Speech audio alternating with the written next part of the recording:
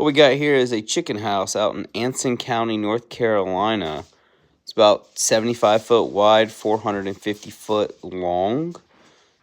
Hard for the drone to capture all of it, even when we went up about 550 feet. It was extremely windy that day, so the video obviously shows that.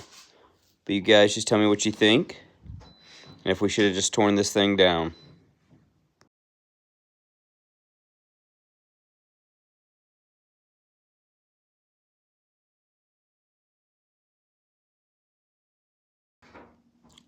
So we had to leave all of the structural integrity of the chicken house. They were planning to use it as a greenhouse, so all of the framing had to stay. We had to take out all of the insulation, all of the feeder lines, all of the water lines, all of the netting, all of the staples, all of the heaters, fans, electrical wiring, everything. So all you see that remains is the actual framing of the chicken house.